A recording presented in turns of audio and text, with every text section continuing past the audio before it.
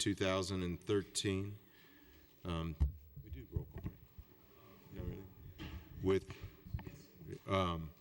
can we just, I guess I'd like just sort of quick roll call. We have Joyce J., George Pons, Bud Starker, Mike Stites, Christy Davis, and in attendance. And we do not have Mr. DeMott or... He's on his way? Okay, we'll join it. Ah, there he is, and Mr. DeMott, so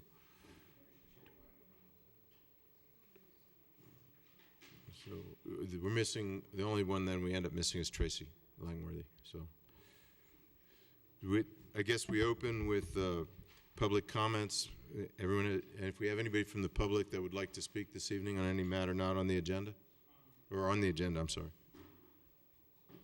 No, seeing...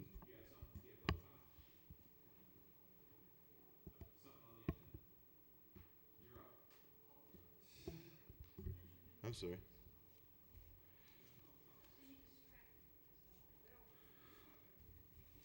I suppose we do this. Spell the name for the record game.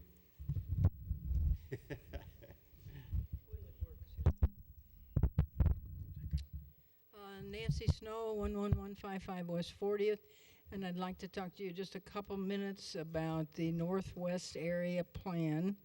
I guess I have a big concern. I'm not quite sure what you can do about it. I'm very aware the charter changed the ability for somebody to have no height limits in that area, but I'd sure like to ask you all to go look at that area. If anybody, I guess my question to you is, does the council or the planning staff have any ability to limit the height of buildings? I hope you've driven up there. The area slopes a lot. The very highest is the old, what I call the old Jolly Rancher property, and then it slopes down to the south. And what I guess I know was said at some of the meetings, was there any way, if there are going to be any tall buildings, they're at the lower part of that site, not way up at the top. I promise you, you put a big building up there, it's what you may call an unintended consequence, but the first time people are going to start screaming at you, why did you allow that? Because it affects not only those of us who live on the ridge, but if you drive through the city, you know, and you look up, it's a really beautiful view of the mountains, and that'll be gone, frankly. And also in regard with that, but I'm not sure it comes in this discussion, is lighting in that area? That issue's come up a couple times, and it came up on the RTD site.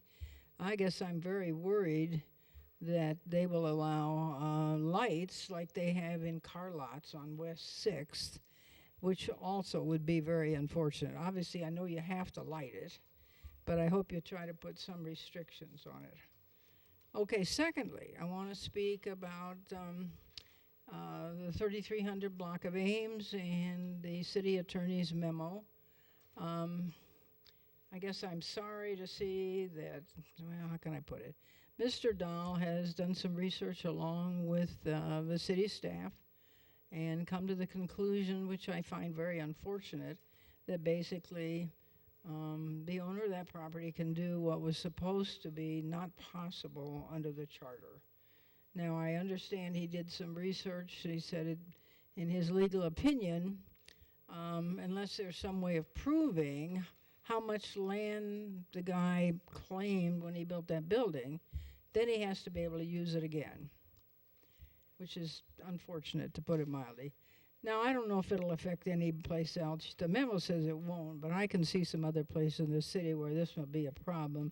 So I would like to ask that somebody direct the staff to go back to the county and see if they can get a historical record, not piece of property by piece of property, but at what time, what years in Jefferson County put in their restrictions for how many square feet you had to have for a building, or how you had for an individual unit, because that's not in the memo. The memo is basically we can't find the building permits, which is certainly understandable after all these years.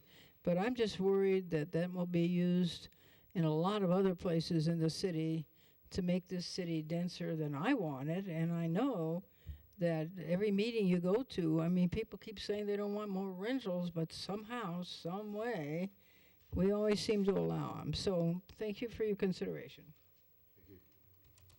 If there's no other members of the public here to speak, we can move on to item number 1, a briefing on the potential Wheat Ridge Kite Festival, and I guess is Margie Cipher.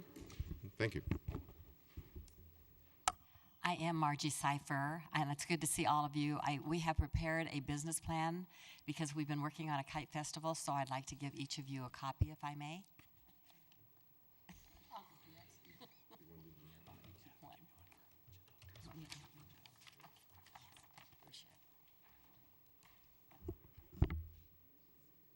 Well, Deb Bolig, Secretary-Treasurer of our little committee, is passing that out to each of you.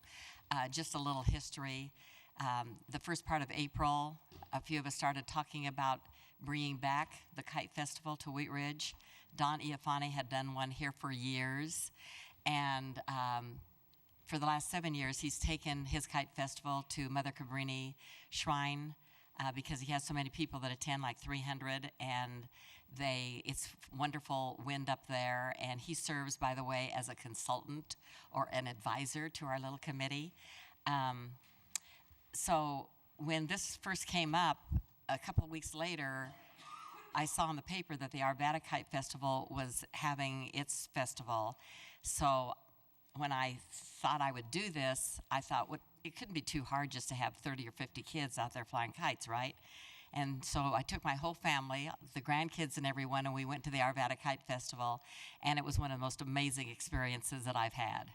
And what I particularly liked about it is the interaction of the families with each other. And even when kites got tangled, people didn't get angry. They laughed and helped each other.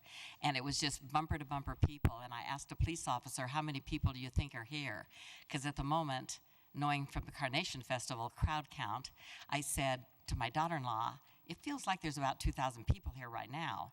And my anticipation was that there'd be about 300 people there. The cop said, there are about 2,000 people here. He said they had 5,000 people last year. They have we anticipate they'll probably have 6,000 this year, but they ended up with 7,000. Now, it was a perfect storm because if you'll recall what April was like, it snowed almost every other day. And every weekend it snowed. That particular Saturday, it was 72 degrees.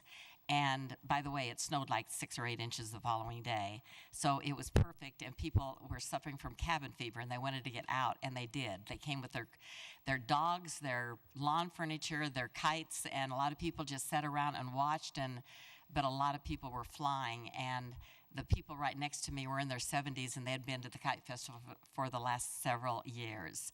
So I was totally impressed. At that point, I thought it might be a good idea to get together a little committee to start on this. So the committee has done a lot of research on this, and we have some really experts on our committee. So I'm just going to start with this business plan that we put together for you, and then I'm going to request that this be a city-sponsored event and that you help us with funding because we're in a little over our heads. We didn't anticipate this. So the purpose is that a Kite Flight Festival will provide kite flying activities where community can come together for a free, fun, interactive, and relaxed family-focused outing. Our target audience is not just families and individuals, but also active seniors, active adults, people with handicaps, and other limitations.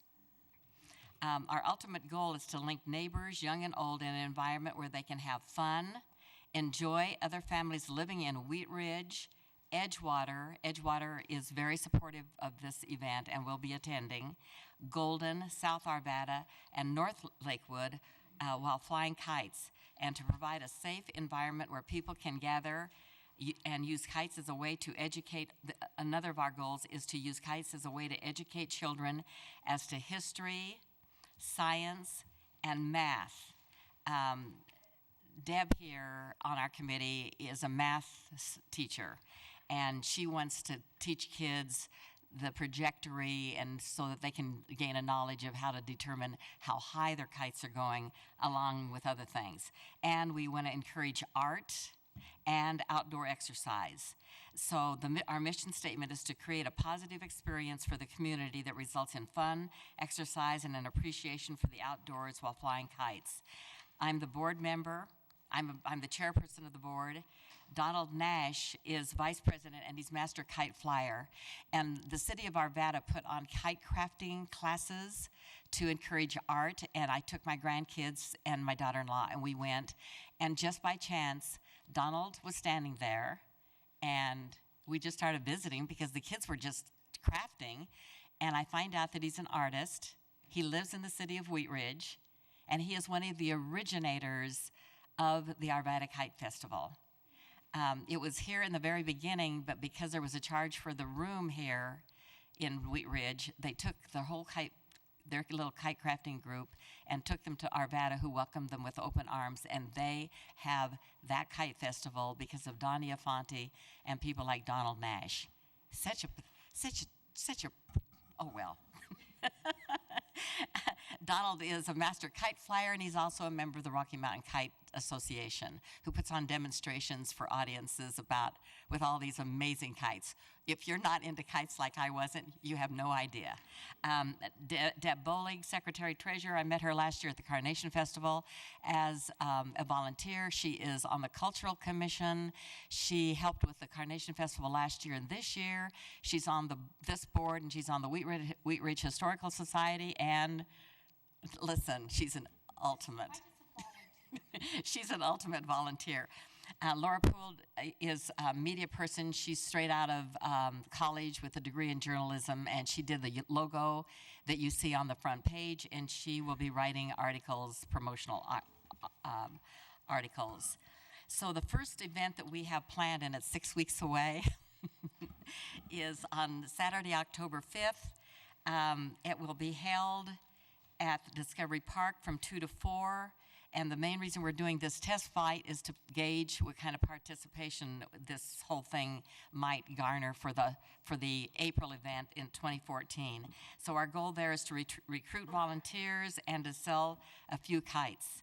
Then on the main event is Saturday, April 26, 2014. That is National Kite Month because it's the windiest month of the year in our state.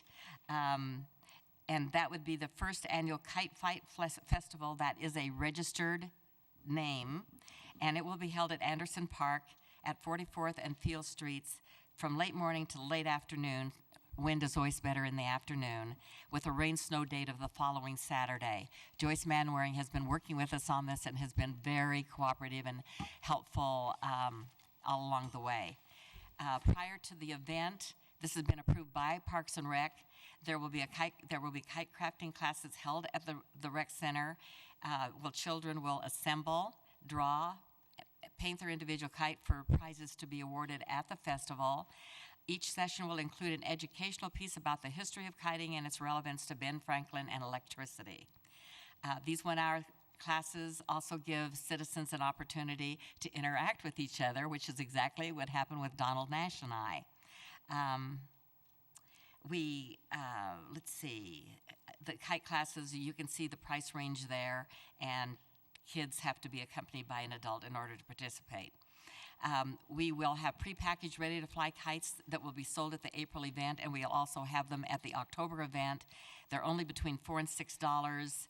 We want to put kites in people's hands immediately so that they don't have to assemble them on site, especially at the October event, and that would be the same situation for the spring event. We are also we also realize, and one of the expenses of it, as it's growing, is that there's not always wind. Now that you can't order it off of eBay. So that happened at the Arvada Kite Festival, but it didn't seem to bother anybody. They just sort of laid back and let the sun shine on them, and they talked to each other. That's what I found so amazing. Nobody seemed to get upset. But there also needs to be activities. They had a myriad of activities that kids could participate in, many, including a little train and wall climbing. This would all be in the future as we grow it and we get more sponsors to pay for it. let's see, have I skipped anything? Oh, future possibilities are also art competition with some Wheat Ridge grade schools, after school kite flying with an elementary or middle school, but we're looking at doing just one this year in April with a Title I school, where we'll go into the school, run a little kite crafting, and then fly kites after school. And we also would like to look at partnering with an organization that would transport their handicapped youth to the April event. As far as communication, Laura Poole will help us with our website, but we already have just set up today a way for people to register so we can control the numbers at this fall event. Sponsorships, we're going to sell them to individuals, small business, and corporations. The Tier 1 sponsor, which is our number one sponsor, they can even have their corporate or city logo put on the kites, which would be sold, given away as prizes or through drawings at the event. For the April event, we're planning on about at least a dozen vendors at $100, which will make it very affordable. So that's all of that. The budget that we have looked at, which you're probably already there because this is the main thing that you need to know, is what our budget is. You'll see that on the last 2 pages. Now, if you would please pass out the challenges, the positives, and the requests sheet to everyone. I would appreciate that. And make sure that Janelle has one. Here's what our challenges are. Because I've been affiliated with the Carnation Festival, I'm not very informed about expenses that we would incur. And the first one that I learned about, that in using either of these parks, that we would be charged for the pavilion. And as you know, well, we know for sure that the one for Discovery Park, which is just a test kite flight, and we can only accommodate up to 100 people there, that one's going to cost us $206. In addition, quotes for insurance are $175. So far I've bankrolled about $240. It looks like I've got about another $400 I'm going to be bankrolling for this test kite. We will need portalets in the future. They're about $100 each. Of course, we have the insurance and any rental fees. Number 2, these are the challenges. Corporate sponsorships for 2014 are already awarded. I talked to one of our loyal bank supporters in the city, and she said, Margie, love the idea. Money for 2014's already been awarded. Our budget has been used up. So we're a little bit late in getting things off the ground. We don't have funding for non-wind activities, which I mentioned a little bit earlier. The cost of power for us to even have vendors, if we're going to have food vendors, at the spring event is $1,500. This is the same guy that supplies power for the Carnation Festival, and you know from just being involved with the circus how expensive power is. We anticipate 12 vendors, but we can easily get 15 so that we can at least offset that expense. But unless we have the money, or unless I write a check for it, it's sort of a catch-22. We need the power in order to bring in the vendors. One of the challenges we have in this city is lack of open space. We need areas that are free of trees, electrical lines, tall buildings, and hills, which create erratic wind patterns. I've learned all of this from Donald. So the spring event's going to be held at Anderson Park, but because of the hill that starts at Wadsworth and gradually tapers down into Anderson Park, that does not make it an ideal location. But we'll work with it because it's got everything that we need. It's got the electrical, it's got the parking, it's a wonderful facility, or wonderful park. Let's see, where am I? Tell me what number I'm on. Am I on positives? Oh no, I'm still on negatives. Number 6, we are at the mercy of the weather. And if we pay $1,500 to the power guy and we can't hold it, he still gets his $1,500. But in turn, as you know, the vendors still have to pay for their booth rental. So it would still one would offset the other. The positives are, we know without a doubt that this is not going to fail. This event is going to be a huge draw. And you may say, well, Arvada already does one. Well, from the enthusiasm that I see with Arvada, if those people had another opportunity to fly a kite, they would beat foot right over here. But we want them to stay there because we don't have room for them. We guarantee you that this will not fail. It will not be a wheat fest. Our biggest challenge as a committee will be to control the numbers. It is a low-risk event. There will be no alcoholic beverages. This is a family, wholesome event. Number 3, the participants provide the primary source of entertainment, kites. So there will be an MC who will be playing kids' music, but there's going to be no bands. Number 4, the committee has the experience and the expertise to grow this event. We will not disappoint you. Number 5, the committee members will aggressively seek sponsors. Donald and I are going to go out in the community, and together we feel we can secure the sponsors. And they are on your budget. It's not a lot of money. Level 1 is only $1,000. And then you can see that it goes from like $500 down to $250 to even $100. This gives small businesses an opportunity to have a presence there. Number 6, our sponsor packages are affordable. Are you finding the information that I'm referring to? Okay. Yes? Number 7, recruiting volunteers has proven to be easy, even though there wasn't much attendance at Wheat Fest. We already have a vendor who wants to have a booth there. We have people that have already signed up to volunteer at the actual event. By the way, Fort Collins has had an event for 6 years. That's all. They drew 7,000 people last year. Seattle has the biggest festival, has a 8-day festival. The largest one in the United States, if I'm correct, Donald, is in Washington, D.C. on the mall. Think about the mall. They fill it entirely. It now is overflowing into other monument parks where people are flying kites in Washington, D.C. In Asia, this is like football here. So we all know Maki DeLate. She was the first one that said, I'm in. What do you want me to do? I'm in. So it appeals a lot to the Asian community, and we will tap into that as we grow. Number 8, it will provide additional exposure as to why Wheat Ridge is a great place to raise a family.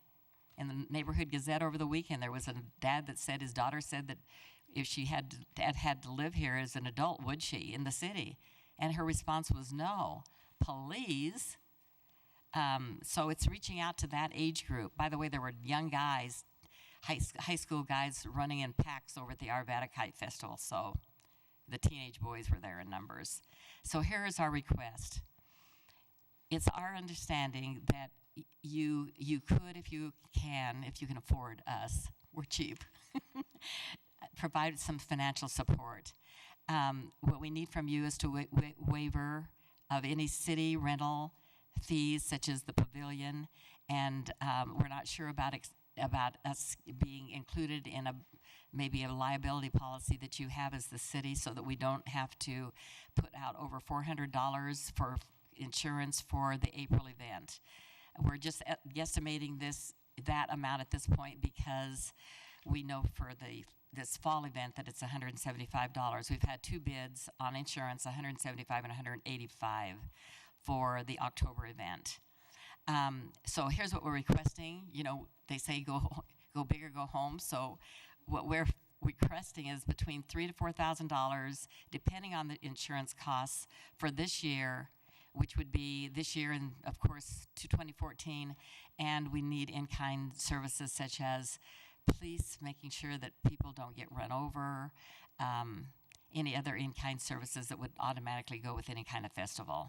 And then, last but not least, we would appreciate $2,000 for each additional year plus in-kind services.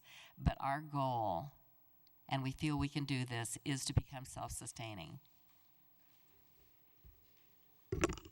Thank you. Questions from council? That's not like us. I guess I have one. If anybody else is thinking, what do you need for the fall event? Just specifically, what do you need now? Because I would think that we might entertain the rest as part of the standard budget process. The fall event, we have a $175 insurance policy that we are on the edge of paying for, and then just the waiver of that pavilion fee of $206 would be wonderful. At the Discovery Park. We're talking about Discovery Park. I guess I don't want to be the only one. Are there anybody else have any questions or Mr. DeMott? Do you have that park reserved already? Yeah, Discovery, yes. By the way, you might find it interesting that we were trying to partner with the schools. Our timing of starting this in April, and then now with school just starting, we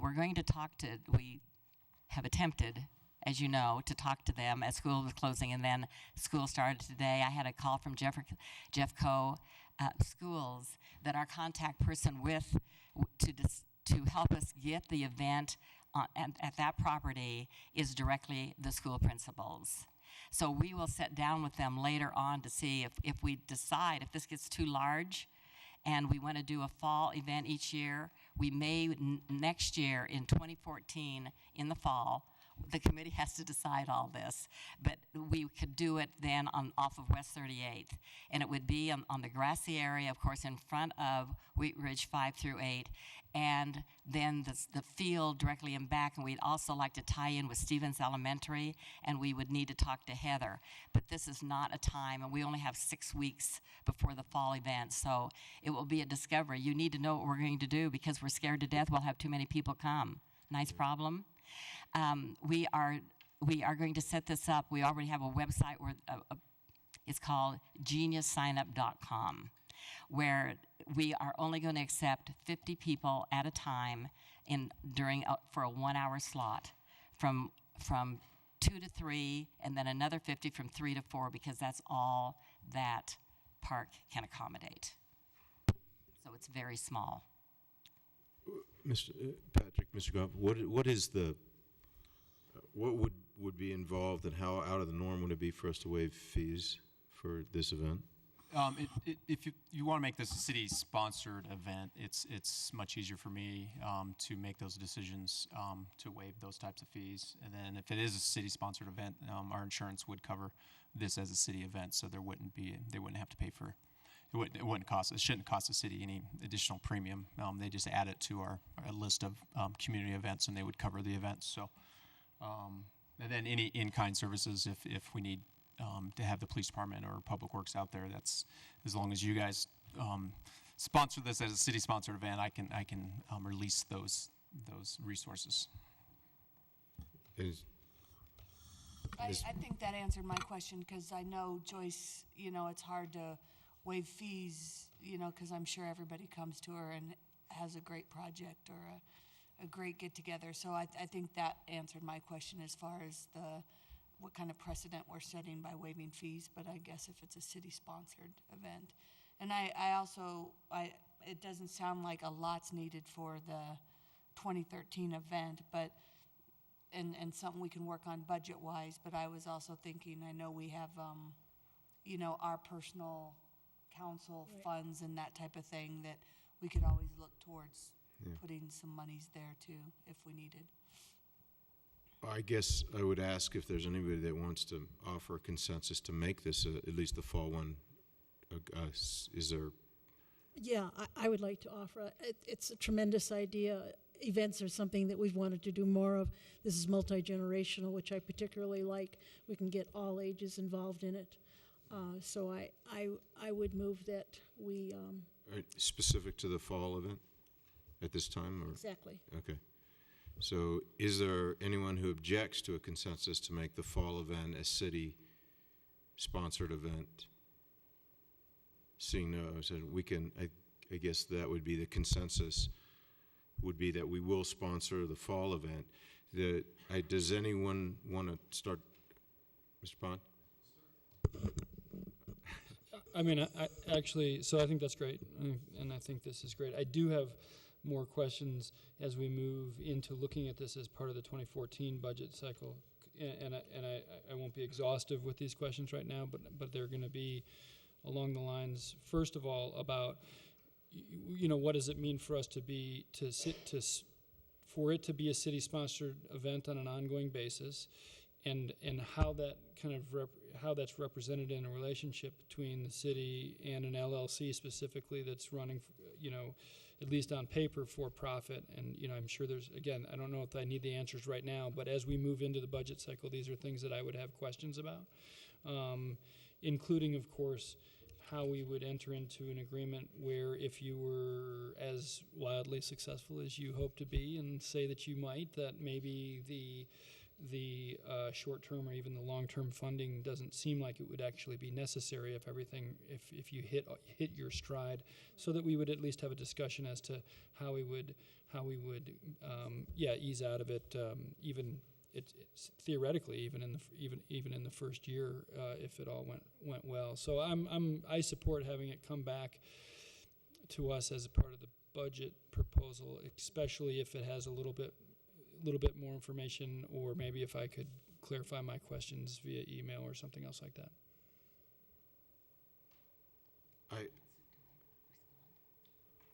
Is there a need for, is there a consensus to take this issue up on an ongoing basis as part of the budget cycle? Is that, I'm not supposed to be the consensus maker from here. But seeing no objection to a consensus to move forward with further discussion as part of the budget cycle, I think that would be, we do that. So we'll try and take it up, what to do, how to support you if we choose to do so in the spring as part of our regular budget exercise. So, On behalf of our committee, thank you, everyone. Very much appreciate it. thank you. It looks like fun. Fun. Thank you. Item number 2, density limitations. Who was the presentation by Mr. Dahl and Ms. McCulloch? Or are you doing it? It's just Mr. Dahl and Mr. Johnstone. Okay, great. Yes, it's the short version. First lawyer joke of the day. Just once, I'd like to hear Councilor Sykes invite a longer, more detailed discussion. I'm not going to take near as much time as Kites. How's that? It's good. Joe Casa tells me the last time he flew a kite was about 20 years ago, and the last time I flew one was, I don't know, maybe 40 years ago. So I'll be there, yeah. Before Nancy left, I promised her I would ask everyone to use the mic, because she's watching. Hi, Nancy. She's watching at home, and she said, and I agree with her, that when you're at home watching these things, half the people don't use their mics. You can't hear them. So, in her honor, I'm going to use the mic. Well, you have our memo in front of you, and I was greatly assisted by Lauren in preparing this. You're familiar, of course, with this property, the 33 third names. That's come up a number of times. And it gave me the opportunity to really sit down and look carefully at the charter provision that has in the past been interpreted to prevent the development of the 2 vacant lots that are on that site. In a minute, we'll talk specifically about the site, but mostly I just wanted to tell you that I took the opportunity to kind of step back from kind of all the assumptions people have made about that charter provision. And I got just the provision in front of me and laid it out there and pretended I was reading it for the first time, because that's how I think you need to look sometimes at things that are described to you. And here's what this means, here's what it means. And you've heard it a million times, I've heard it a bunch since I was hired as city attorney in 1995. And so I thought, well, let's not rely on that. Let's just look at it and see what it says. And so I quoted the whole thing, but on the second page of the memo, what I really focused in on was not so much, here's the limitation when you're building a brand new site that's got no development around it, it's 21 units an acre. Okay, fine. What about if you've got vacant parcels that are in common ownership with whoever it is that owns already some lots that are next door and that are built upon. And the charter really doesn't address that. It doesn't prohibit that construction, in my opinion, because of this phrase, which comes up a couple times, and is, I think, the sort of driving force of the phrase that applies to a circumstance where you've got 5 platted lots, 3 of which have been built on in 1958, and nothing's happened on the remaining 2 lots since that time. Do they get to be built on or not? Assuming that they're way over the limit, or they would be. In this case, it's true. The phrase that land, that vacant land, can't be used again to support a previous building permit. So I thought to myself, well, that doesn't say no land just because you've got it, hold it in common ownership with land that's been built. It's, did you use that land to support a building permit? If not, you can't get 2 bites of the apple. I absolutely understand that. I absolutely get that. You can't say, hey, we're satisfying the 21 dwelling unit per acre requirement. We got all this land, and we're going to build only 21 acres, and we're going to have a lot of vacant land. That's great. You can't use that vacant land again, subdivide it off, and build an apartment house on it, because you used it the first time. You relied on it, is the language of the charter. You relied on it to get your building permit. But if you didn't rely on it to get your building permit, should the charter apply? And I don't believe it should, because that's just the language of the charter. Now, people might want the impact to be greater, but it's got to be we're talking about people's entitlements to either use land or not. And when you're doing that, you don't put in your wish list, you don't apply your wish list. You apply what the words say, and the words say that the land can't be used again to support a building permit in a way that would violate the charter limitation. Based upon that, I applied that, and we did some research on the Ames Street property. I will tell you, I was hoping that I'd find a building permit in the Jefferson County records from 1958, when this was built, that would say this building permit is to build a structure on 3 lots, on 4 lots, on 5 lots. It would have been nice to have that. No building permit. So we don't have it either way. We don't have real evidence either way. That's a matter of proof, in my opinion. It's not something that precludes development here. It's just a matter of proof. And what we do have is, I think, the evidence since 1958 that those 2 lots on the south side of that parcel, or that string of lots, have not ever been used. And they're really not, when you look at the aerials and whatnot, they don't function really as a part of the development. So, as I say, I went to the plain language of the charter and said, yes, if you can prove that land was used to support a previous building permit, then you're out of luck. That land's been used already. Your ticket has been punched with respect to that land. I can't tell, based upon the historical records, whether or not that was the case here on the Ames Street parcel, but we certainly can't find any evidence that implies that those 2 vacant lots were somehow relied upon for a Jefferson County building permit in 1958, especially since they've never been used in any particular way. My inclination is to believe, without any proof to the contrary, that those 2 lots were not used or relied upon. And in 1958, quite likely, there was no limitation. The 3 lots was plenty. Why would you need to use your other 2? It's 1958. 3 lots was plenty for that construction. Based upon that, we came to some conclusions, and those are on the 3rd page, that I believe that the lot owner here, the owners of those 2 lots, could do one of 3 things. They're all administrative. They don't come to the council for a hearing. The 2 lots that are remaining unbuilt, Ken can address this better than I, and again, this is not a review just of this parcel, but this is the one that's kind of triggered my looking at this. One of the lots is conforming, the other isn't in terms of area. Is that right? It's close. One is not conforming as it pertains to width. So there would have to be, in order for them to use both lots, say for 2 single-family dwellings, they'd have to do a lot line adjustment as between the 2.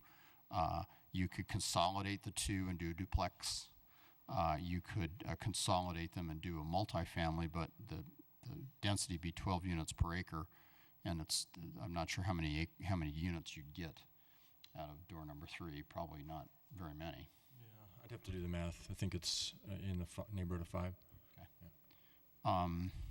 In any event, it's fair for you to ask, and I had a conversation with Nancy at the Richards Heart Estate right at the tail end of the party last week, just in time to get a sandwich, which I did. And then she and I talked for a while and went through it.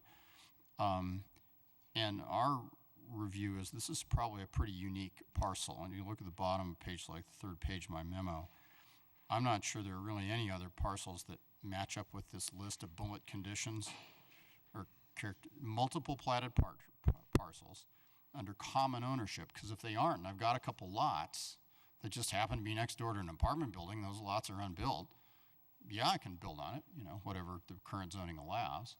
So these are the sort of, all of these circumstances would have to be true for there to be a whole raft of other issues like this, and there really aren't. Multiple parcels, common ownership, zoned R3, portions of them already developed for multifamily, approved prior to the charter requirement, because none would have been approved after, with some lots of record which are vacant and capable of meeting the minimum lot area and width standards. And as far as we can tell, there are probably none other parcels out there. And Lauren Mikulak did a lot of work trying to see if that was, of common occurrence. And we just, when you add all those factors together, it's a little like the restrictions on medical marijuana dispensaries. When you have a spacing requirement, a buffering requirement, and you end up with not much. This is really just kind of advice to you. I've given the opinion to the planning department that if they do get an application for one of these administrative approvals, I believe they can process it. I don't think that there's any need for us at the moment to do any code revisions, at least not around this fact pattern. I'm not sure that we need to do any anyhow. Any thoughts on that? I think I'm right about that. Yeah, no, that's, we took a good hard look at some other sections of the subdivision regulations to see whether we felt to kind of implement the city attorney's opinion on this matter, we'd need to revisit some certain sections of the zoning code. Ultimately, we determined that for this fact scenario, we didn't think that was the case, in particular because the lots are able to meet their minimum width and area requirements, which is fairly unique in that regard.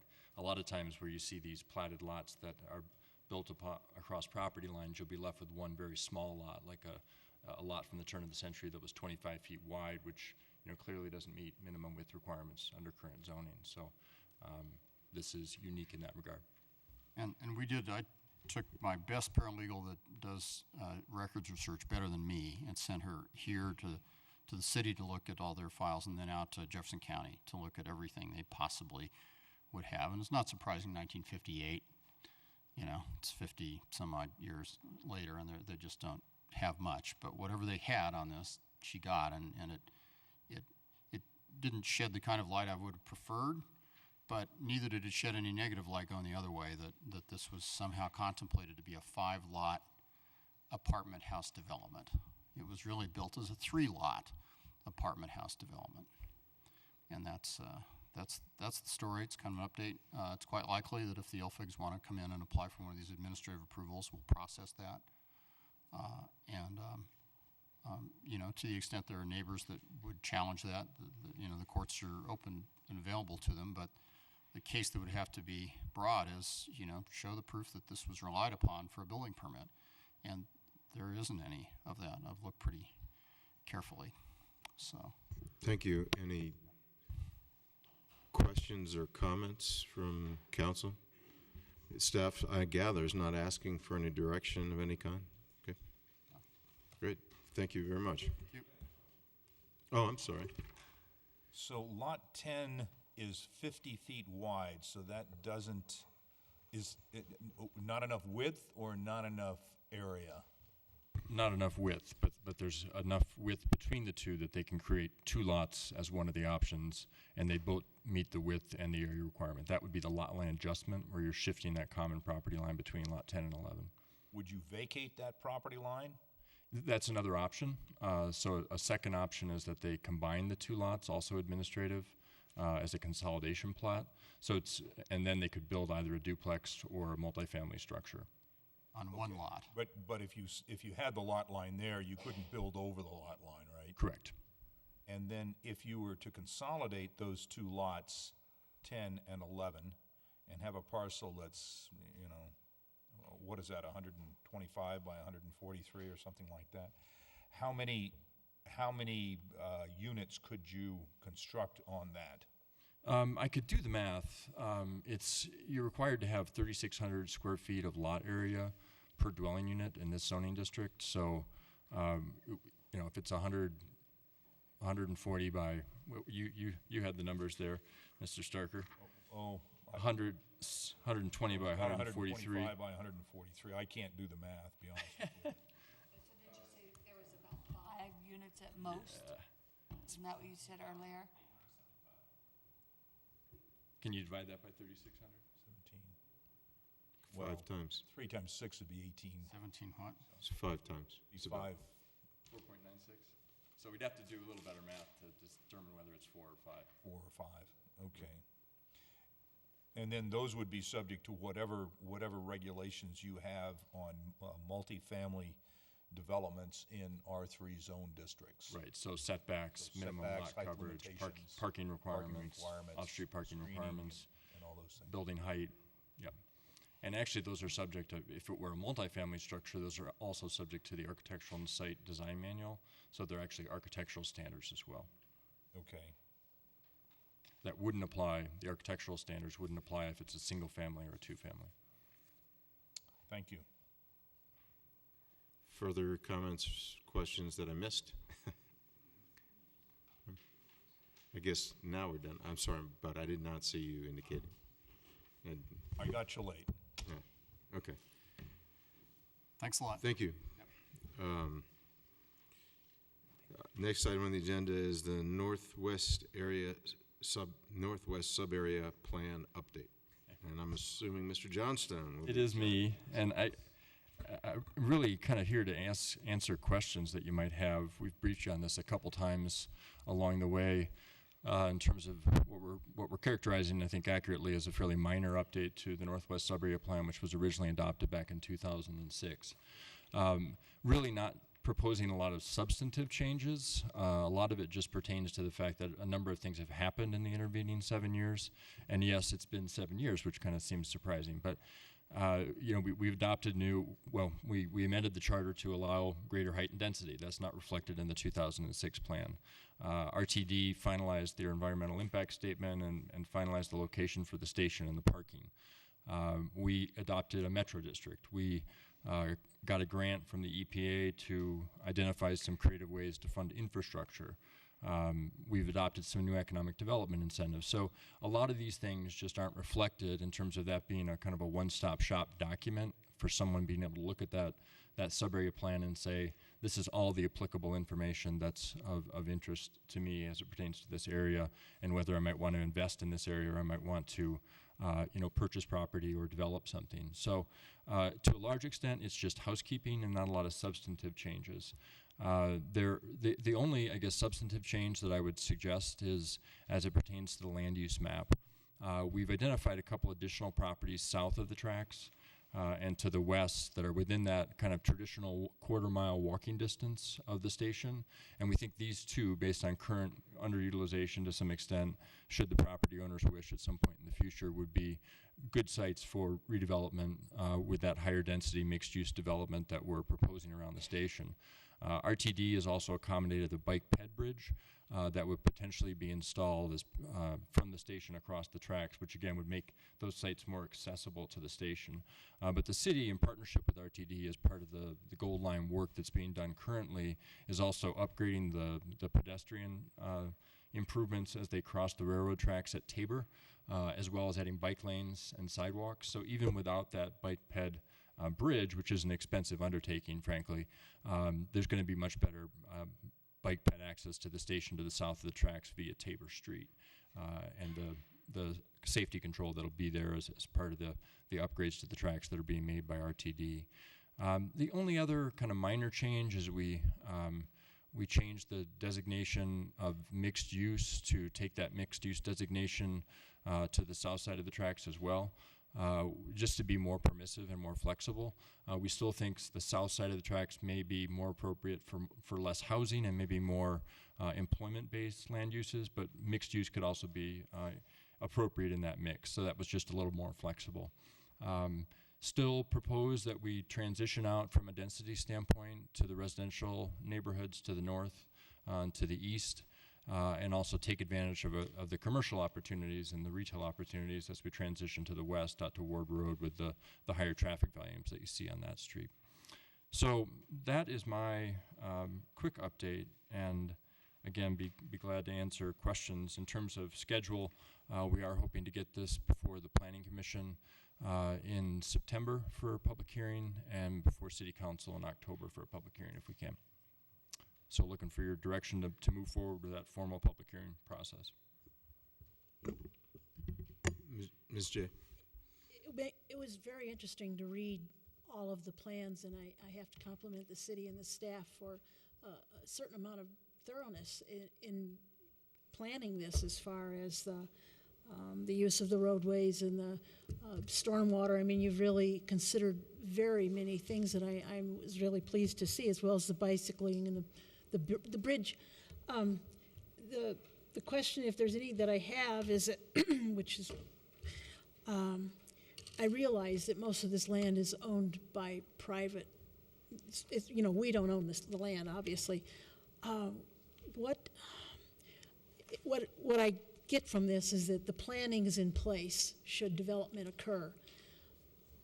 When development occurs, how do we encourage development? Is there a way that is what form of marketing are we able to do to show, yes, we have all this in place? And I saw some wonderful visual about a village and shopping and that sort of thing. What do you need to help with that, or that we could help you with, or with whatever you need, be it a marketing plan or go on the road show or something like that? I mean, I think we're certainly a site that we make people aware of just in our everyday kind of dealings with the development community. We haven't had a specific opportunity to present on it at a conference, say, or an event like that. But it's certainly one of the sites that we communicate to developers in our normal course of doing business. Patrick may want to speak to that more. The other thing I'd say is, I mean, I think of a number of the things that we've done are helping to position it for redevelopment in terms of proactively looking at rezoning a portion of it, which council did several years ago, getting the Metro District in place, which is a financing tool that can be used for public improvements. That's on the books. Getting this EPA grant to identify other ways of funding for infrastructure improvements, taking care of some of the off-site drainage in a regional pond, which is going to be under construction here shortly, a couple, maybe a half mile to the east, adjacent to the XL power station. So there's lots of things like that we try and do to position it for development, but ultimately, there could be opportunities to be more aggressively pitching it, if you will, to the development community. Yeah, the only thing I would add is this site has obviously been identified as one of our I think 5 or 6 key strategic locations in the city. So it's always on our list when developers come to us looking for sites. JEC is aware of it. For if any developers come through that organization, this is a site too. When we were going to the Vegas show, the ICSC show, we didn't go this last year, but this is a site that we took and shopped to different developers to say, hey, this is what is in place today. There's a commuter rail coming, so no big bites yet from developers, but I think the closer the commuter rail gets, I think we're going to have more interest. Yeah. We, as most of you are probably aware, I mean, there is also the DRCOG HUD grant for the corridor, for the whole Gold Line corridor and other corridors. We're actively participating at a staff level on that, but there's also a stakeholder committee that involves a lot of developers. So I presented to that group probably within the past month in terms of our vision for the plan, and got a lot of positive feedback. They were getting briefed on this station as well as the other stations on the line, but that was a good meeting with a couple dozen people, that some of whom are in the development community. Mr. Stark. I had one observation, one question, and one comment. On, I guess on page 1 on your directory, it looks like you might update that with just a couple of, Ms. Showalters and Mr. Peranto are no longer with us, so you might just update that. You talk about, and I think we had some conversation on the 35th and Fenton when we talked about parkland and parkland dedication, and you have a little sentence in here that perhaps we need to review or revise or revisit the parkland dedication requirements that the city has with respect to multifamily housing. Can you talk a couple of minutes just as in broad strokes about what your thinking is in that regard? Sure. And this has been on our list for a couple years. We're in the process of doing kind of a comprehensive look at our subdivision regulations, Article 4 of Chapter 26, and that's where that provision comes from. So we'll be moving those recommendations forward for council's consideration as part of that process later this year. We have a kind of a one-size-fits-all public use dedication requirement that basically just calculates the amount of acreage per unit. In our opinion, that kind of punishes higher density development with that kind of flat rate. When we were looking at the senior housing project at 44th and Upham that's now in place, that is roughly an 8-acre site, is it? And the public use dedication for that higher density, but not, just 4 stories, and not tiny units either. Those are 1 and 2 bedroom units. So the density there was not that high, but our park dedication requirement, fee in lieu, would have required, or land dedication would have required them to dedicate 2 acres of that 8-acre development, which intuitively seems, inappropriate, and probably not legal, to be honest, right? In terms of a legitimate exaction from a private property owner who wants to build a 4-story apartment building. So we think that there's probably opportunities to create more of a tiered evaluation of the land use dedication requirement for different types of developments. So if it's a higher density development, certainly they still have some sort of a dedication requirement or fee requirement, but it's tiered maybe so that it's not punitive for those higher density projects that we're trying to encourage in certain strategic locations. Thank you. And then the observation that I had is that in the state of Colorado, because sort of current construction defect litigation climate, I guess, if you will, that it appears that for sale residential properties are not being built. Right. Generally because you can't find insurance carriers willing to insure the product for developers and contractors and subcontractors. And I didn't know whether this was on our radar, and I've seen some other ideas about sort of restrictions that we might put in the plat with respect to arbitration on disputes or things like that, whether we were in a proactive mode to engage in discussions on that, and and perhaps in conjunction with other municipalities or other sort of state entities. There was some legislation that did not move forward in the legislature this last year, proposing some changes in that, but whether that was on our radar and whether we had any ideas to. We're certainly aware of the issue in terms of understanding it as you described it.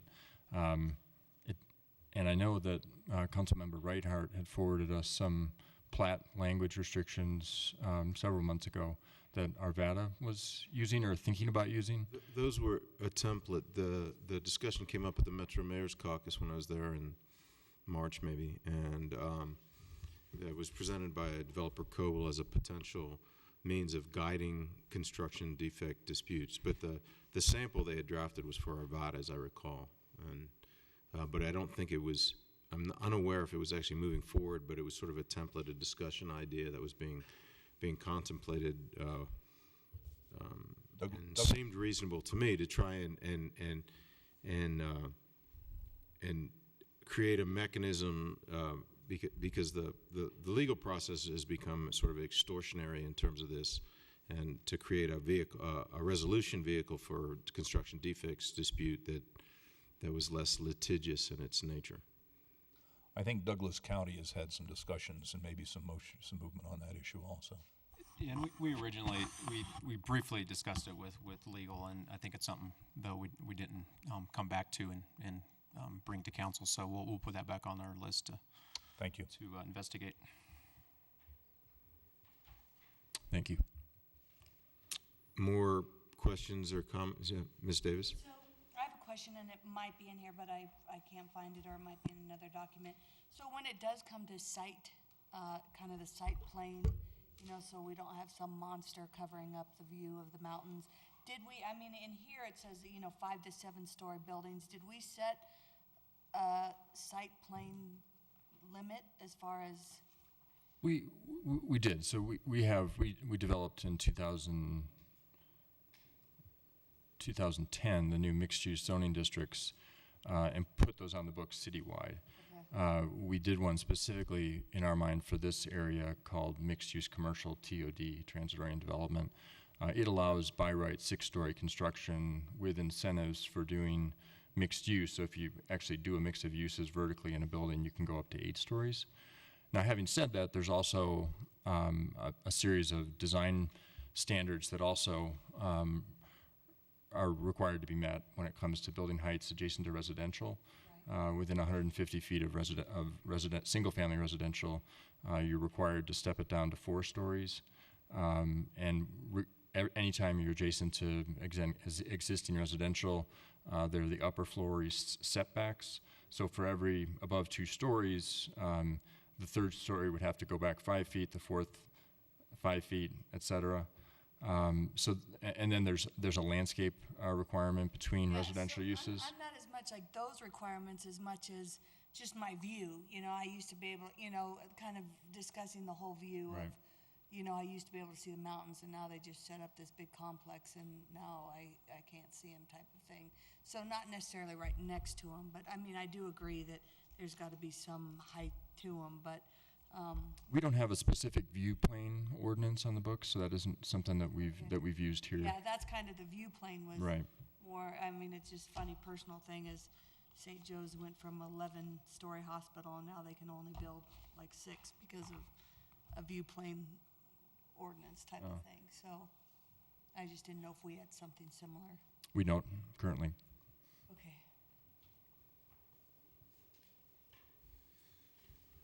Comments, question, additional guidance for staff from anyone on any proposals? Is there a consensus to ask staff to bring this forward to former public hearings? Thank you. Seeing none. Crime in Wheat Ridge presentation from This could be it. Thank you. Chief Brennan. It is. Interesting as it was. Stick around.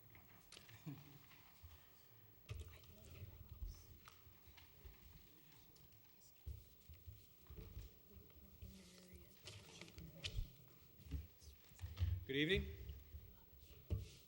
I have this PowerPoint here because I put so much information in here. There was no way I could come in here and just reiterate it all. But it's a short PowerPoint presentation. I only wish the mayor was You here. knew that was coming next. I wanted him to, to see a short presentation. So this isn't a movie. It's not a movie, but if you like it, we could have that 20 2014. And if I have the budget. Yes, ma'am. I don't know how to put it on that screen, but I can get you copies. Go ahead. I don't know.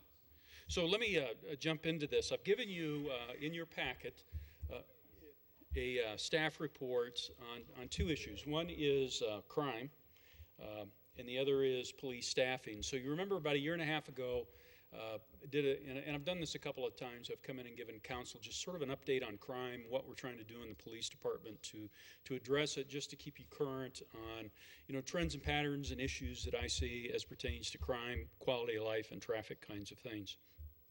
So in my PowerPoint, I've gone over just some basics in regards to the police department's budget, how that budget compares to other jurisdictions, and what I've seen some jurisdictions use that I thought was a pretty interesting analogy was, the cost per resident in terms of public safety services. So, without doing a really in-depth study, I looked at our two closest neighbors, Arvada and Lakewood, and looked at their budgets and their population based on 2010 census data. And you'll see in the report that our budget's about $8.8 million per year.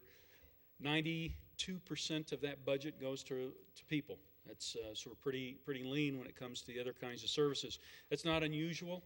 You'll see in a lot of cities that public safety services, law enforcement services generally account for anywhere from about 30 to 40% of a city's budget, operating budget, general fund budget. And you'll also see, if you look at the police department budget in and of itself, you'll find that 90 to 93% of a police department's budget is primarily personnel services, primarily, the people. So if you look at the cost per resident, comparing us to Lakewood and Arvada, you'll see that it costs our residents on average about $288 per person for law enforcement services. And in Lakewood, that's $304 per resident, and in Arvada, $329. Arvada is uniquely high this year because they're building two new police station, substations there, and so their budget has increased significantly this year. So I wanted to jump into sort of talking about crime, what causes crime, what we look at. There are two methodologies that are used nationally in terms of looking at crime. They're the National Incident-Based Reporting System and the Uniform Crime Reporting Method. Here's the differences between the two. If Davis at his house has somebody break into his house, steal his car, and then take some personal ID and commit a series of identity thefts, in the UCR method of crime reporting, the highest crime is reported. None of the other crimes that were committed are reported. So the crime that would be reported to UCR would be burglary. In the National Incident-Based Reporting System, every crime that was committed there would be counted. So under NIBRS, crime looks distinctly different. It increases because you're capturing every criminal element as opposed to, just the most serious kind of case. So in a homicide where there's a burglary and a sex assault and a number of other crimes, only the homicide would count. That's the most serious of those offenses there. So we report our data to the Colorado Bureau of Investigations, and we actually report it, as do most agencies in Colorado, using NIBRS data. CBI then takes that information and they extract the most serious crime, and that's what they report to the FBI. So if you go to the CBI website, for instance, you can go to UCR Crime in Colorado is the web link, and you can pull it up and you can look and compare crime. It goes all the way back to 2002 and beyond, and look at a city or compare your city to other cities, although there's a danger in doing that if you do that. So when you look at UCR crime, the other thing to keep in mind is lots of times you'll hear reference to there's so many homicides per 100,000 people, or so many robberies per 100,000. In Wheat Ridge, because we're not quite at 100,000, we have to knock that down to crime per 1,000, but there's a mathematical way of doing that. There are two specific types of crime types that are reported in UCR. There's Part 1 offenses, and those are 8 offenses, and those are the most serious offenses, and I've covered those in the staff report, but murder, sex assault, robbery, burglary, larceny, arson, those kinds of things. And then there are 21 lesser included, what they refer to as Part 2 crimes, We're only going to talk for purposes of tonight's meeting about Part 1 offenses. So when you look at crime, you have to ask yourself, or I often ask myself, what causes it? And there are all kinds of theories out there about the causal factors of what causes crime. But here are some things that we know that have been proven. And factors affecting crime is not a hard science. It's not like calculus. It's very much a social kind of science perspective in terms of looking at the theories and the causal factors. But we know socioeconomic factors impact crime. We know what your housing stock looks like impacts crime. So there's a difference in terms of what our crime looks like here in Wheat Ridge and what it might look like in Greenwood Village or Cherry Hills Village. We know that the population, density, composition, stability, and transiency are all issues as pertains to crime.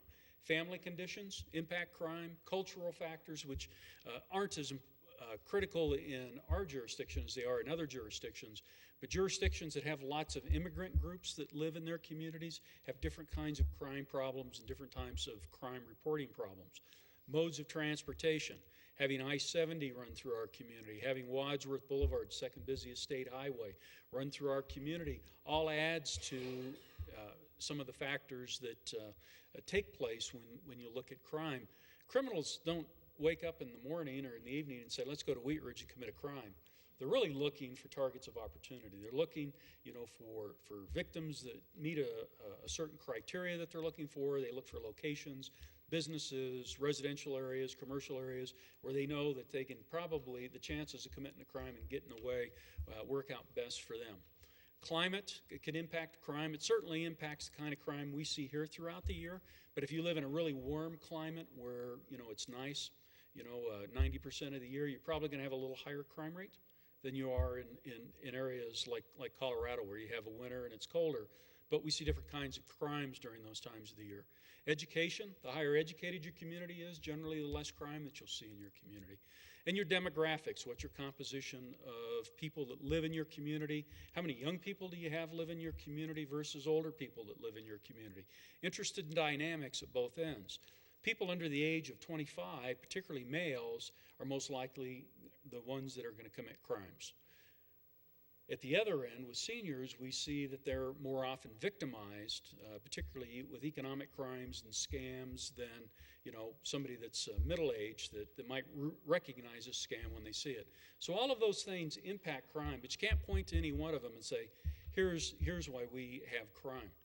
I've told a few of you, and I use this analogy, if you took Wheat Ridge and put it in the eastern plains or you put it on the western slope, our crime would look different.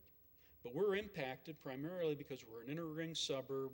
We abut Denver on the west, and we have major corridors, transportation corridors that run through our city. Now that's a good thing. That can be a good thing economically. That can be a good thing in terms of being a destination location.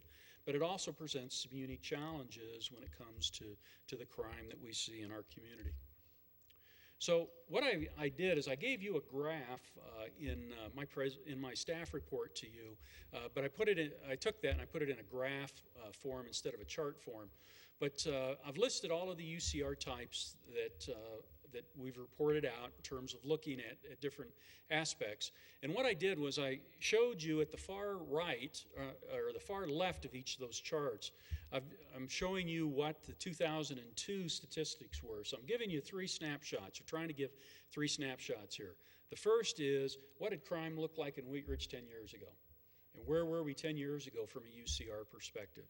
And then the second snapshot is, how's crime moved up or down within the last 5 years? What trends or patterns have we seen? And then the other piece is, that I use quite a bit, is what does crime look like within the last 3 years? So I'm giving you sort of an annual, a 3-year snapshot, a 5-year snapshot, and a 10-year snapshot. So you'll see that murder and manslaughter, we generally average about 1.5 to 2 homicides per year. And that actually dropped over since 2002 and was pretty low, and then it spiked last year in 2010, and then in 2011 it was at 3, and then we had 2 last year. It's not uncommon for a community like ours to have some homicides. I prefer we didn't, but they do occur.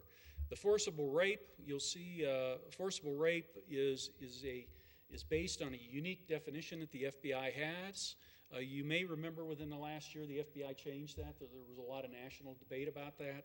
The way forcible rape was defined before, it could only be between a man and a woman. Now it has been expanded to include rape of similar genders. But what we've seen over the course of the last 5 years, 7 years, has certainly been a pretty static reporting of rapes. Now, rape, as defined by UCR, is any penetration, no matter how slight. So it could be a variety of different things, running from actual penetration and rape to improper touching, those kinds of things. There is no trend or pattern here. A lot of these tend to be folks who know one another. They tend to sometimes be in domestic relationships. And on occasion, we have a stranger-on-stranger sexual assault. But we don't have any trends or patterns that would indicate that we have a person out there committing multiple rapes in our community today. Robberies, you'll see, have been pretty consistent since 2002, slight decline, but it's been pretty static. Assaults, these are all felony assaults. So these are all the assaults that result in serious bodily injury, which could be a broken bone, it could be disfigurement. Generally, these kinds of things will involve, stabbings, those physical kinds of assaults. You can see there that we had a dip in 2009, 2010, and then an increase pretty close to back where we were in 2002, and we've had a slight decline, but not much of one in 11 to 12. Burglaries and motor vehicle thefts are property crimes. So the first four that we've gone through are really what the FBI considers violent crimes because they involve people. So for the most part, our violent crimes have remained static in our community with some increases, although slight. The biggest gains that we've seen from a crime perspective are in property crimes. You'll see that our burglaries have dropped significantly since 2002, and one of the biggest drops that we've seen have been in motor vehicle thefts. In 2002 to 2005, we had a real spike. A lot of these were believed to be associated with methamphetamine and folks that were using that. In about 2010, 2009, 2010, we started to participate in the Metropolitan Auto Theft Authority here, or task force in Jefferson County and Denver. And we've had a pretty significant increase in arrests in this area, recoveries, and I think we've made a real dent in that. And that's primarily due to the Colorado Auto Theft Prevention Authority grant. So for every registration on a car you have, you pay the state of Colorado $1, and those dollars are then given out in grants. So those have resulted in the formation of several large auto theft task forces that are working exclusively on motor vehicle thefts. The other crimes, larceny and theft and arson, are crimes that we track as well. The larceny theft one is a tough one to figure out when you look at it because that could be a variety of different things.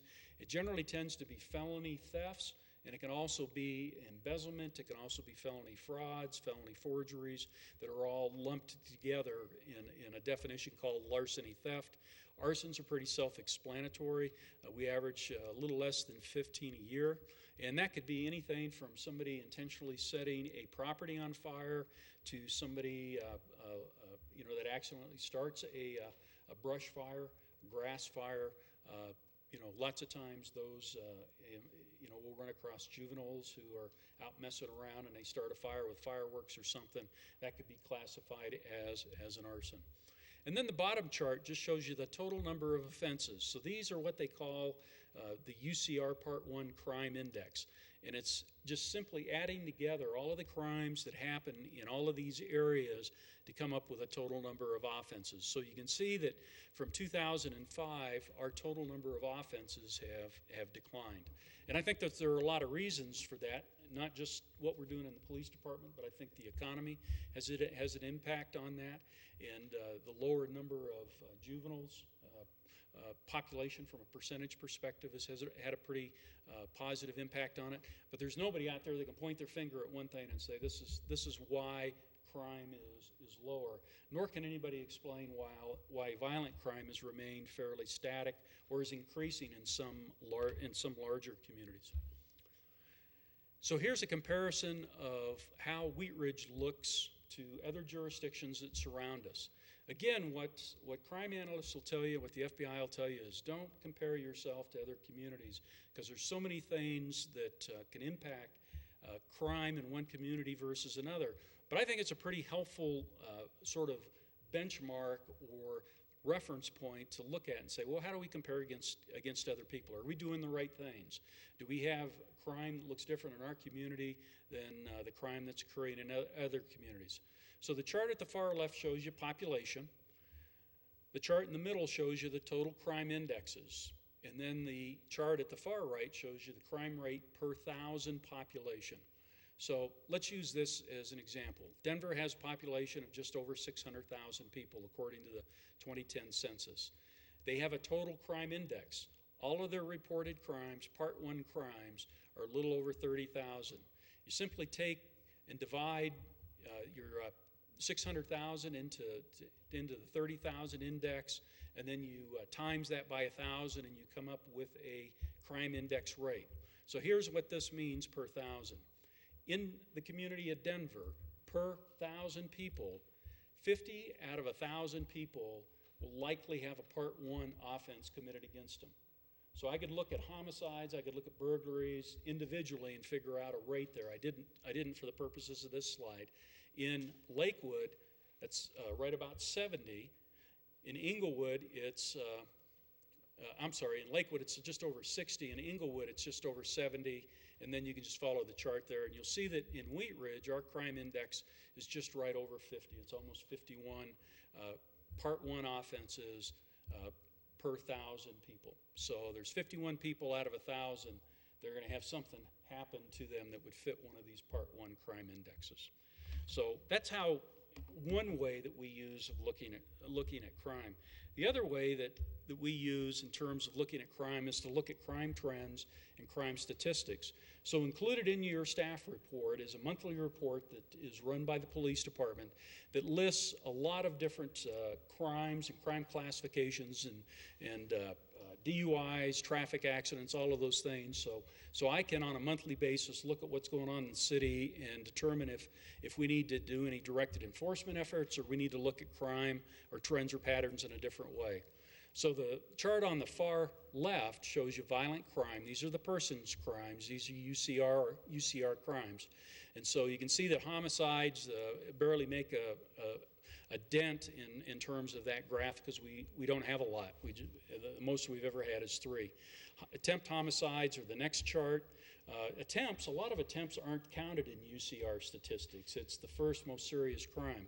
So that's another issue with UCR, another problem with UCR is they don't capture a lot of attempt crimes. That's followed by sex assaults, robberies, and you can see that aggravated assaults and simple assaults are really pretty significant in our community. Of all the violent crimes we have, the aggravated assaults and then the simple assaults, which are generally the misdemeanor assaults, really sort of drive what we do. And captured among those assaults are a lot of domestic violence cases that aren't captured as criminal cases because it's not, domestic violence in and of itself is not a crime. In our municipality, we have a crime called domestic violence, but from a state perspective, we charge the assault, the harassment, the murder, and the domestic violence piece is a condition of that is a sentencing enhancer. I've also shown you domestic violence and domestic disturbances. So domestic violences are those occasions where we have a crime and a domestic violence that occurs. There's a relationship between the two people that are involved in whatever that crime is.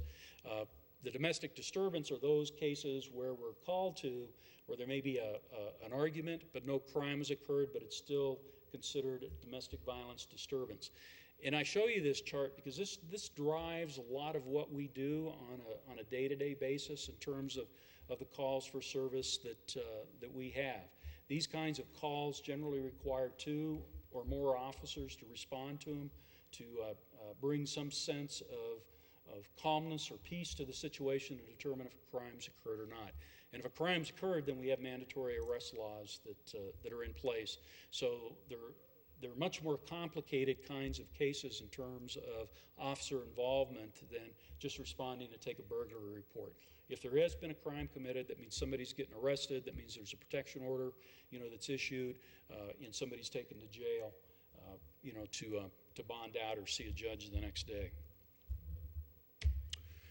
So crime trends in Wheat Ridge, here just gives you another chart that shows those other kinds of property crimes. So you see burglaries, arsons, motor vehicle thefts, first-degree criminal trespasses, criminal mischiefs, and defacing properties. And so for the last 5 years, you'll see that our property kinds of crimes have generally decreased.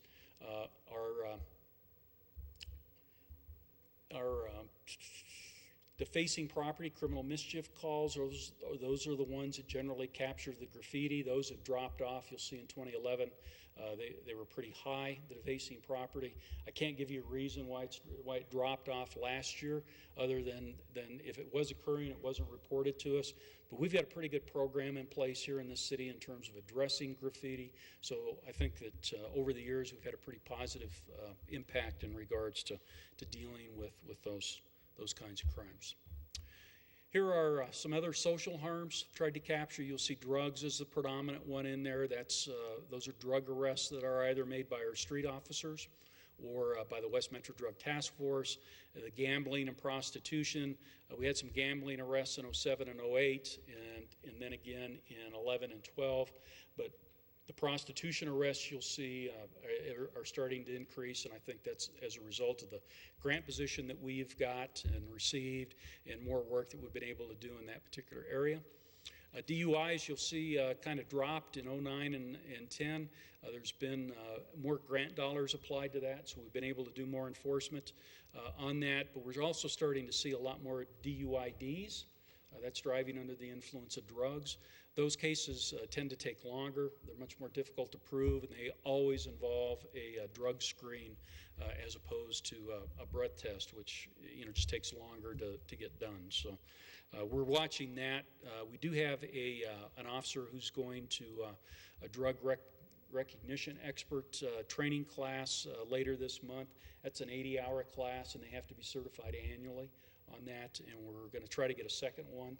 So if we do have a DUID case, oftentimes if we can't prove it initially when the officer makes contact with the person, we have to call in a DRE from another jurisdiction to assist us with that. Traffic accidents, that's another driving force in terms of what we deal with in this organization.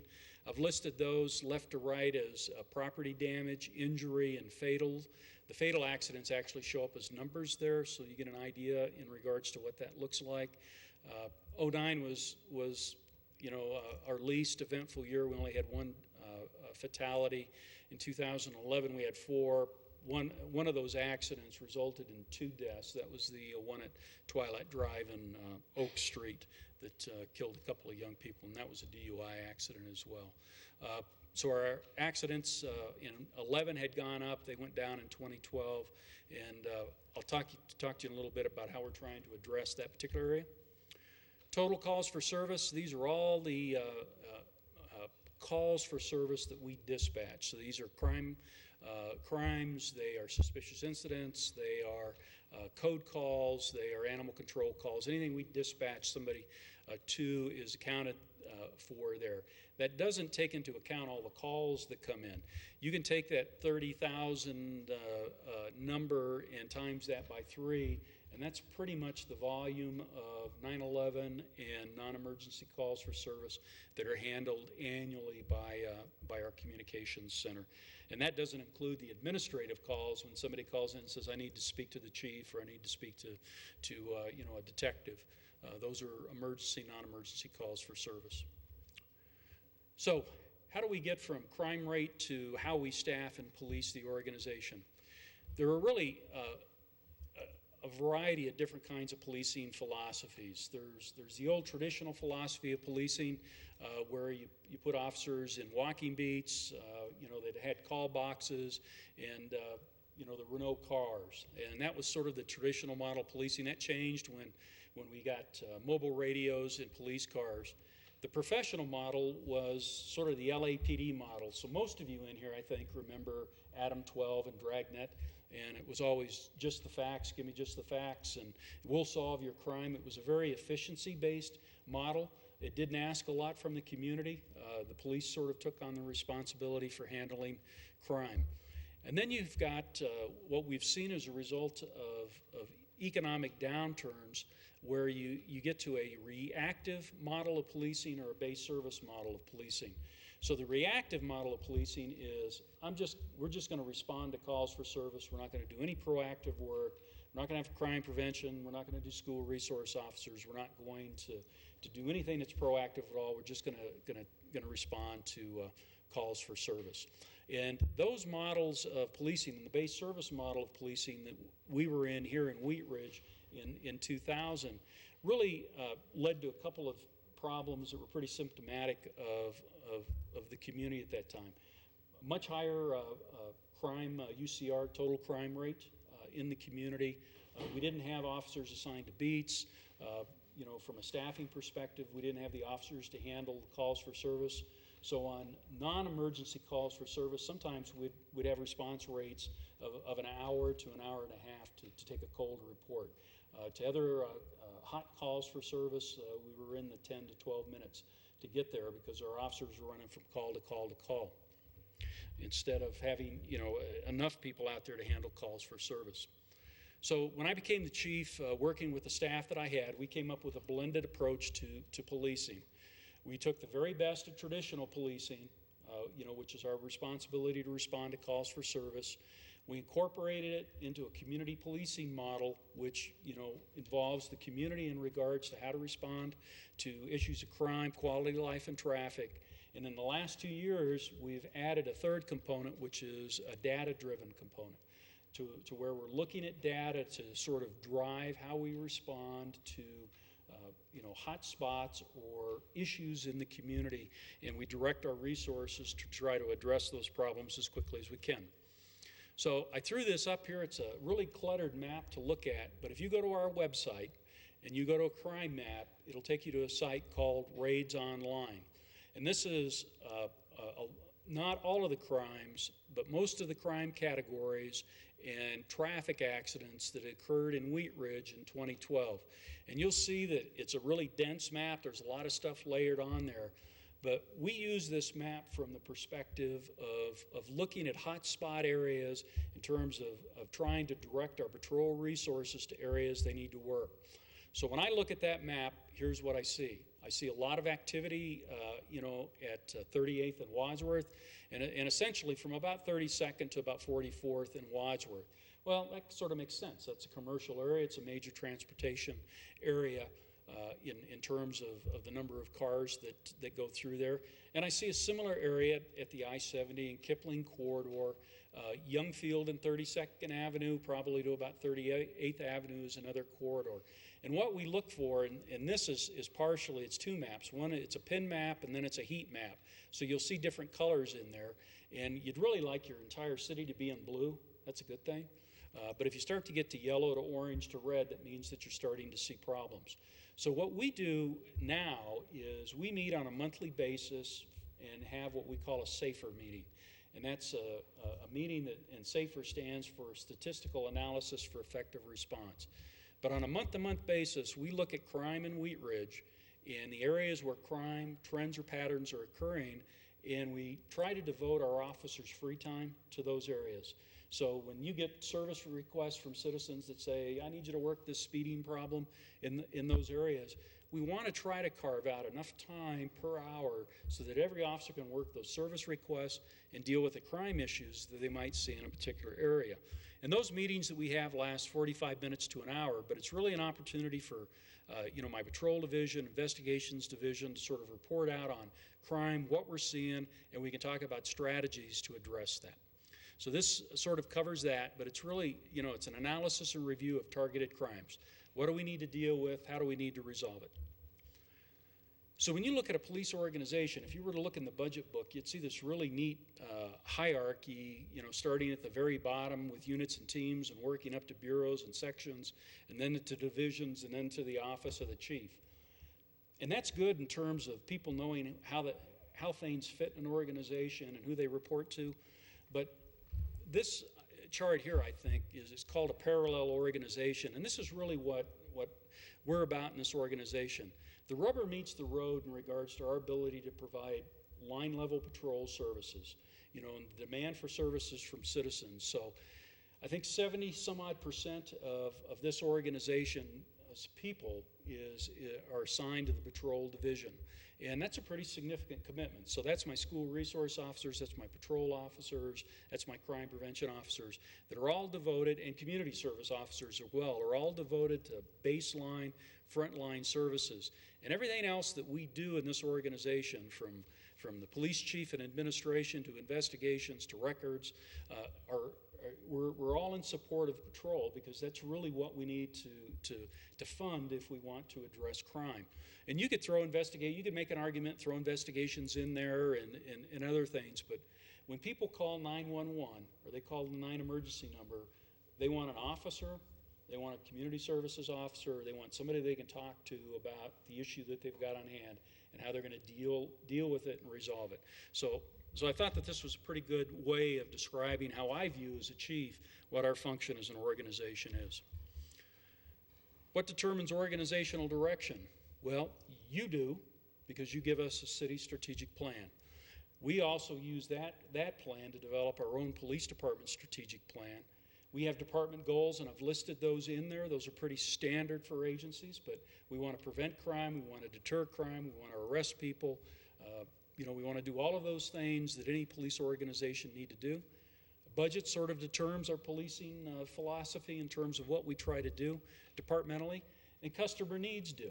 And I've never had a citizen call me and say, Chief, I want less services. They just don't do it. When they call, they want somebody to handle that.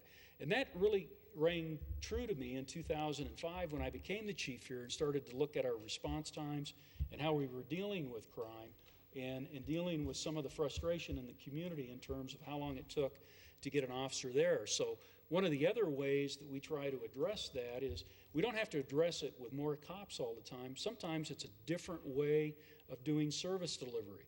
So we've done several things in this organization in terms of service delivery. We now let citizens come in or call in certain kinds of crime reports. If they're cold property reports, cold traffic accidents, they can come to the station and meet with a civilian telephone reporting clerk, and she can take their report, and it's probably a report that's being made for insurance purposes, but if it's a certain kind of crime, it does have to be reported to a police officer.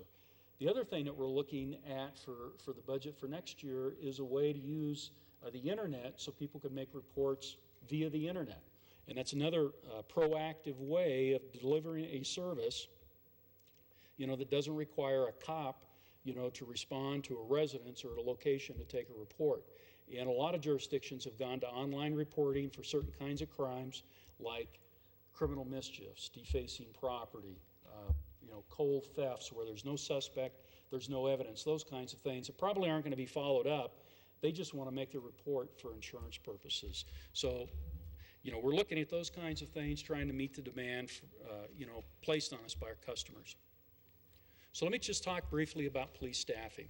This is the best definition that I could find for police staffing out there, and this is a process that we use.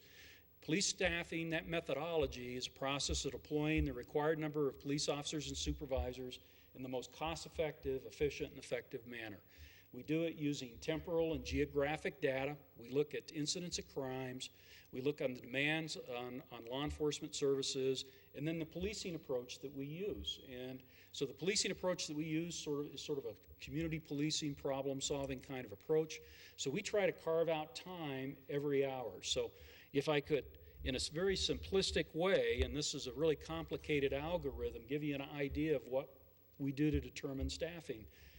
The average employee worked about 2,080 hours per year. That's the available number of hours based on a 40-hour work week. We take that and we subtract out all of their vacation, their holiday leave. We look at how much FMLA, how many people that we've had off due to injuries, how many people that we've got deployed that are on military leave. We've averaged over the last 4 or 5 years 1 to 2 people on a yearly military deployment to the Mideast. And we've just got one of our members just returned to the United States last week from being overseas for 9 months doing his duty. Well, those all impact staffing. If you know, I've got a body, but it's not here, I can't use it. They get injured. I got a body, but I've got to try to find an alternative way of using that. So we use that methodology, and we look at our workload demands. So we look at crime. We look at our priority 1, priority 2, priority 3, and priority 4 calls. So priority 1, to help define that, those are all the calls for service that are ongoing. So I'm being robbed. It's going on right now. Somebody's breaking into my house. Those are priority 1. Priority 2 are that just occurred. Hey, somebody robbed me, and they just beat feet out of the door, and they're taking off. So those priority 1 and priority 2 calls, sort of irrespective of what they are, whether it's a robbery, burglary, assault, domestic violence, generally require 2 or more officers to respond, and generally take about 46 minutes to resolve from the time of dispatch to the time they clear the call. That doesn't include the report writing time that comes later when they've got to sit down and write a report in regards to what they do. 87% of our calls for service are priority 1 or priority 2 calls. So we always have to make sure that we have enough staffing that if we get one of those calls, we can at least get 2 officers, there at any particular time. So we've come up with minimums per shift that we use. And our minimums are we try to have 4 officers on day watch, because we generally have our SROs that are out there handling the schools. So we're able to have a minimum number of 4. It doesn't mean that we don't have 5 or 6 some days, but that's our minimum. 4 is our absolute minimum. It's not safe to work below that. On swing shifts, our minimum is 5 to 6, depending on the day of the week. And on graveyards, it's generally 4 officers and a supervisor to work those. And that's as a result of a long calculation that we do that tries to factor in the number of hours, their time off, administrative time, and those calls for service that we anticipate based on workload. But all of these things factor into that. And the other thing that we try to factor in is about 20 minutes per hour for an officer to do some sort of proactive work. So working day watch, that may be checking on a service request because there's speeding cars going down Harlan or Allison Street. It may be dealing with a burglary problem that we're seeing in a particular area of the city and just driving through. Or it could be working on a community policing project like dealing with the transients that we have at the town center or panhandlers that we have at I-70 and Kipling. On watch 2, that problem looks a little bit different because at about 11 o'clock every day, our call load starts to increase. And it increases from about 11 to about 6, 7 o'clock in the evening. And so we bring in a swing shift that generally starts at 3 o'clock, but we bring a couple officers in that work an early swing shift that start at 11 o'clock. So we have enough cars and enough available resources to handle that increase in calls for service. And then our graveyard shift then comes on at 9 o'clock, and we have an overlap from swing shift to graveyard of about 4 hours. And that's the other time period during the day when our crime rate starts to increase from about 8 o'clock to 1 o'clock in the morning. And it depends on the day of the week. Certainly Thursdays, Fridays, and Saturdays tend to be our busier time for the evenings and the early morning hours than the rest of the week. So our effort is always to try to make sure that we have enough officers out there to be as effective and efficient as we can in terms of handling calls for service. So these are all factors that sort of determine police staffing. They're all things that we look into. But really, quite frankly, the 2 big issues that really make the difference in terms of determining police staffing are what are our community's expectations and what are our budgetary resources. Do you have the budget to pay for the kind of policing that you want? And do citizens understand how those budgetary resources impact and affect the level of policing that they have in the community? So our data workload approach to doing that is as I explained it, so I won't go through this again, but these are all the things that we look at to try to come up with a staff need estimate. And because we're nationally accredited, we do a workload analysis every 3 years for every organizational component in the department.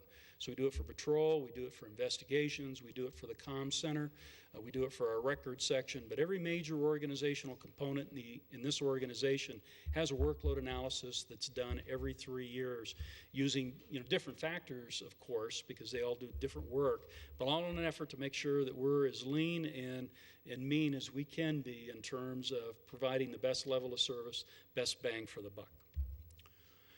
So that covers that piece. So I gave you a conclusion at the end of this, and the conclusion essentially said this as it pertains to crime. I think from a crime aspect, we're doing everything that we can do as a modern professional law enforcement agency to engage this community and address the issues of crime, quality of life, and traffic. We could do more if we had more. I could put somebody in a car and they could go out there and find something, pretty quickly. But in terms of what, our citizens have asked for, what they want, I think we're in a pretty good place in terms of how we respond to crime from a patrol perspective. I do think that we have some liabilities, and I've spoken to, over my tenure here as a chief, about what some of these look like. Our communications center is not adequately staffed to handle the volume of calls that come in, or the types of calls that come in. In a larger agency, what you would generally see in a comm center is a group of call takers.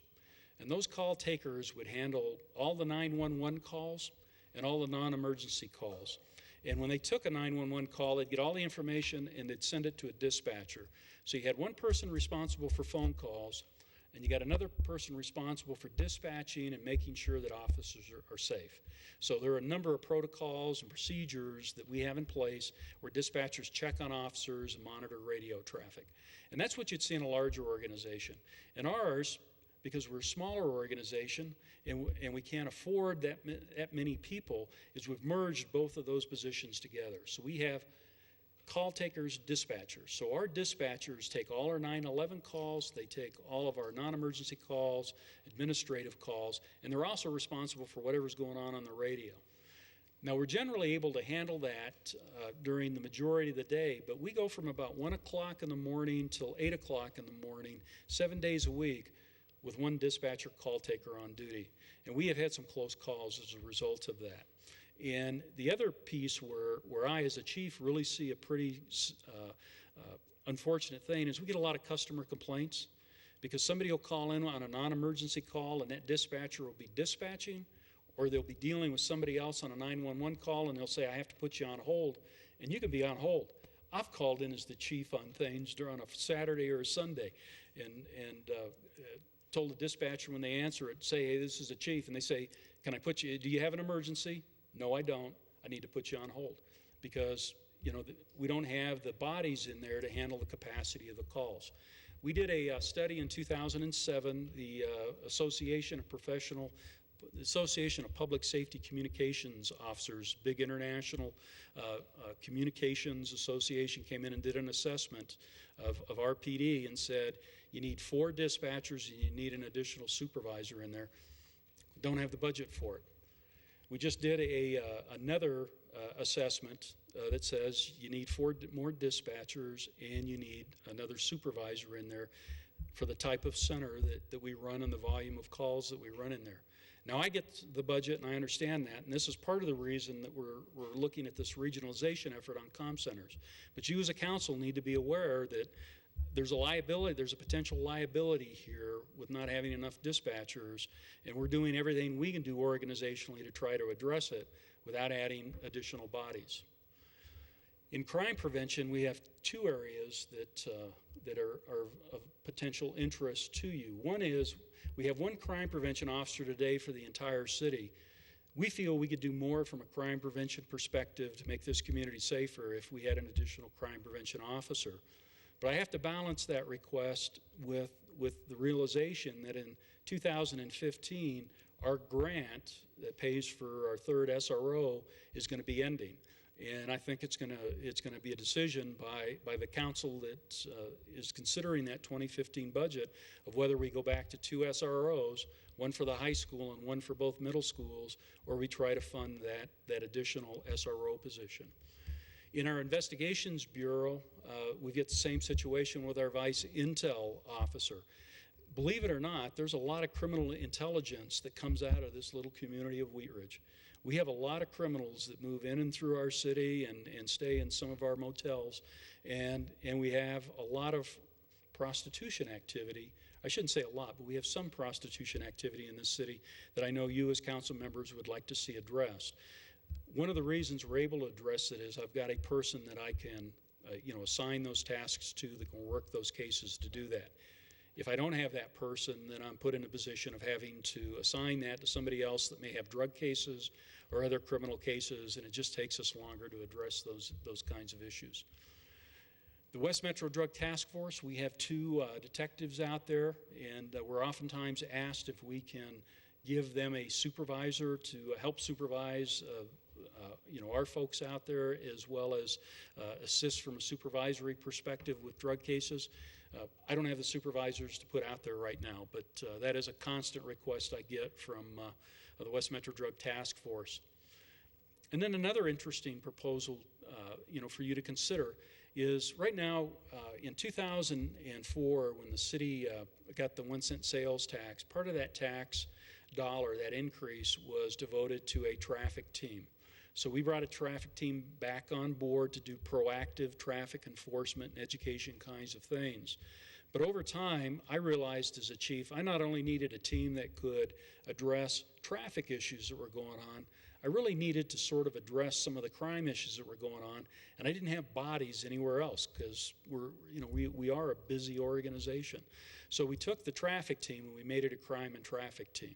We would be much more effective as an agency if we had a team devoted particularly to traffic-related issues that work nothing but traffic, and we had a small team of officers that we could use throughout the day, throughout the week, to address some of the emerging crime trends and issues that we have. So I'll sit down and I'll take any questions that any of you have and try to address those.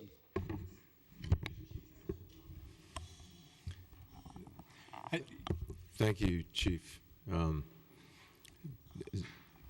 Anybody want to bring in Mr. Starker? I had a question for you, Chief. When you've got 2080 hours for your employee on a gross basis, if you will, by the time you finish with the various vacations and other activities that your employees need to do during the year, how many effective hours? What do you think your effective hour? We're probably in the range of 1900 to 1950. There's certainly 80 hours of holiday you have to factor in there. We factor in for our newer employees 80 hours of what we call PTO time or vacation time. Those over 10 years, we factor in 120 hours. And those are pretty conservative figures because people will take additional time off throughout the year. We have 40 hours of in-service training that every employee goes through a year. And that keeps us current with post requirements and just other legal training requirements we need to make sure that we do. And then we'll have people that will attend training based on a skills assessment that we do. So new officers will have certain kinds of classes that they need to attend to, traffic investigators, certain skill classes that we need to get them through. So every position in the organization has a skill assessment that's done, and we try to get them to that training based on those minimums that we have and based on the priority of the organization. Thank you. And then the other factors that factor into availability are like court time. Now it certainly looks different for people that are working day watch or swings if they have court, so we factor in that. Report writing time, which is not really factored against that 2,080 hours, but reports probably account for I'd say 40 to 45% of what an officer does out there. Everything we go to generates some type of report. So and we try to do those in the car, but on those lengthy kinds of crime reports they have, you know, we allow them to come into the station and complete the reports. But report writing is a pretty significant portion of the day and time that an officer spends in terms of what they do. Do we have any new technology that's helped out with that? Or, I mean, is it still pencil and paper, or sitting at a keyboard and drafting it, or? Every car is equipped with a laptop and a computer, and we have wireless connections to all of our patrol cars, so that they can do most of their reports, you know, on the vehicle, unless it's a really lengthy report. Got to remember, sitting in a police car trying to type a report sometimes, it's not the most ergonomically conducive environment to do that kind of work. But they do have the ability to do that. We're currently looking at a pilot project to look at it's called e-citations or electronic citations. But you would be able, instead of taking pencil to paper or pen to paper and writing out a ticket, you could just take a driver's license, swipe it through a reader. It would populate all of the fields on a citation, and then the officer can you know, just tab down, check the violation, take a little handheld device, person can sign it, and it'll spit out. It looks like a shopping receipt, but it's a citation. Now the neat thing. Christy, you've got one. Sounds like you had that experience. I'm sorry.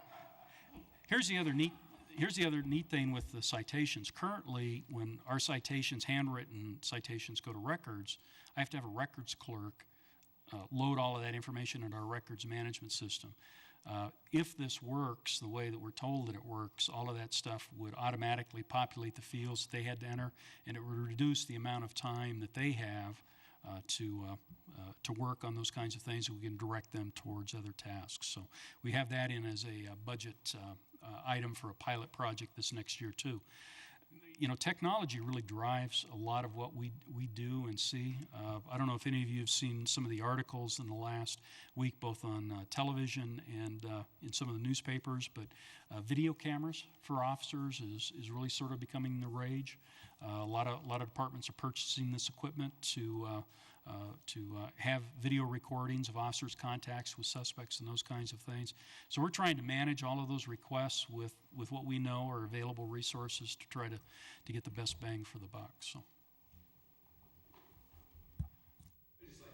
A quick comment too that first of all, I appreciate you allowing us to make this presentation tonight. This isn't a setup for a big budget request of a bunch of employees. It's not that at all. The chief and I have been wanting to do this, I think, for quite some time. You know, it is your largest expense in your budget, and I think it's important you realize what's going on, and we haven't done this type of presentation in a while. I'm really proud of what the police department has done over the last several years. You know, they understand the resource limitations, and I think they're trying to give you the best police department they can within those limitations. Like the chief mentioned in his presentation, we're looking at a lot of regionalization opportunities, and because of a lot of the work that our police department has done, the chief and I have been invited to a police symposium next month, I believe, with 49 other city managers and police chiefs from around the country, mainly because of a lot of work we've done here on our regionalization efforts with our communication centers, our crime labs, and records management radio system. So we're going to go to this full-day symposium and share our stories with other communities across the country, talk about staffing, how to staff in today's modern society, and what other technology maybe applications are out there. So I just wanted to leave you with that.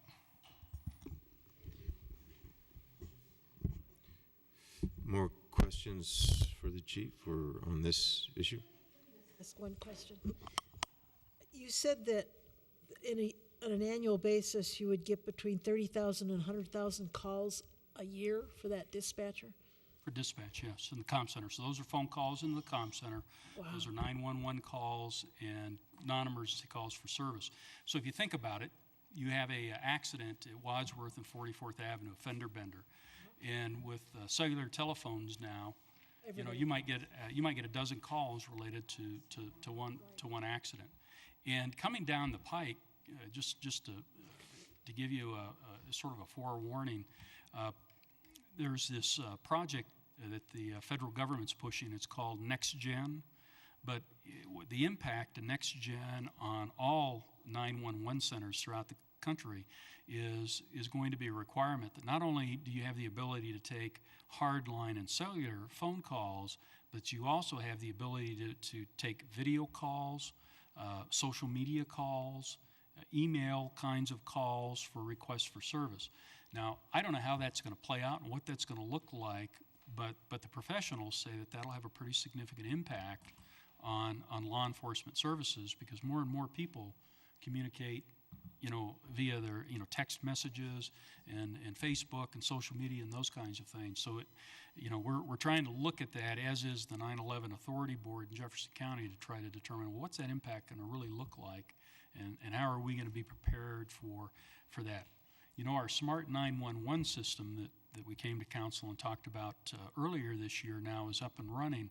And this thing, if you want to as a citizen, you can go in and put all kinds of information in Smart 911. So if you do ever call 911, if you want the police department to know, we'll know what kind of medications you're on. We'll know how many dogs and cats you have in your house, kids, any medical information. There's a host of different kinds of things that you can put in there.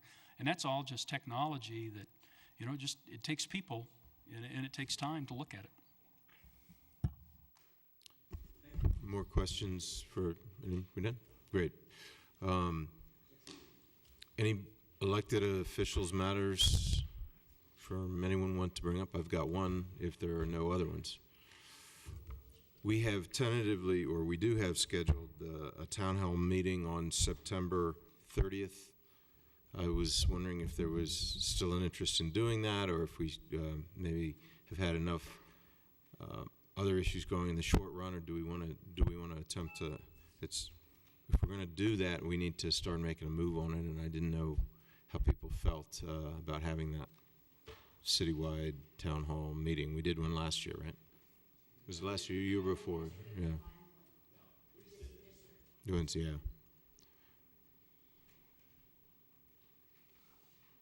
I would. Let me try this. Anyone wants to offer consensus not to have it citywide town hall meeting?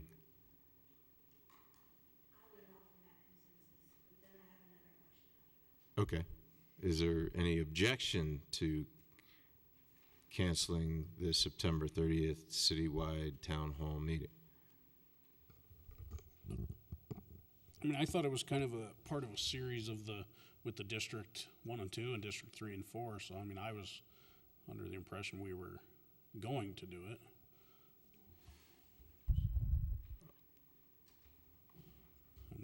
As a whole city meeting? Is that what you mean by part of the series? Yeah. I mean, I was aware that we were. Yeah, I guess I was just checking in on the topic. Is that still? I mean, at this point, I would say there's probably a couple of topics, and whether or not it's the right forum to bring them up effectively would be the question. But I mean, obviously, continued communication on the sales tax initiative, I would say, is an opportunity, and obviously there's some ongoing design work on 38th Avenue and some other things that are possible. But again, I think there's work that's going to have to be done on either of those issues apart from that. So I'm not sure it's the best venue for it or not. I'm somewhat neutral as to whether to do it. Chrissy?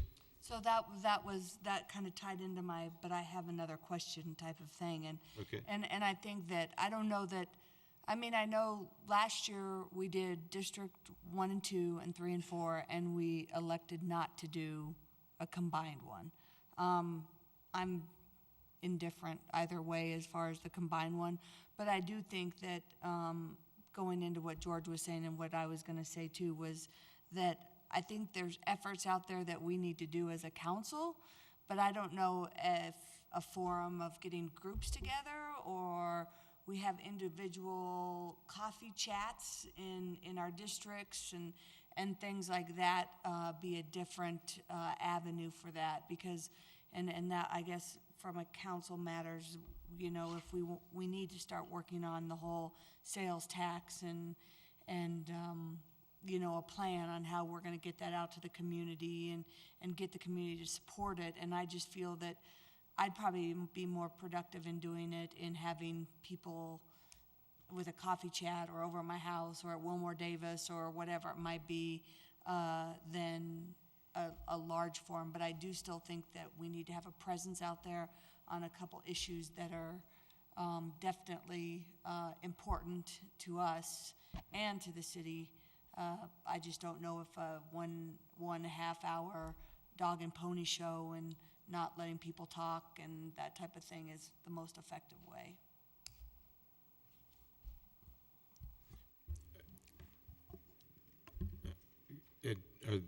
Ms. Joyce? Ms. Bud? And I guess it seems to me that we've had 2 community meetings. I'm not sure that we have really I'm not sure that a citywide forum is really the most efficient way to kind of communicate with all of our citizens. Although in thinking about it, if that's, so I ask myself, well, what would be better than that? And I sort of come back, or I didn't come back to, it occurred to me that if we had the means to take electronic questions from our citizens, if we were able to, because we can't fit 30,000 people in this room and we don't have a venue that we would do that, nor I think would we want to. But if we had the opportunity for people to reach us online or and this is maybe something for a future, way to communicate more effectively with our citizens, that might be more valuable as a city meeting if we were able to plug people in online or in some other venue. Mr. Stice, do you have any thoughts?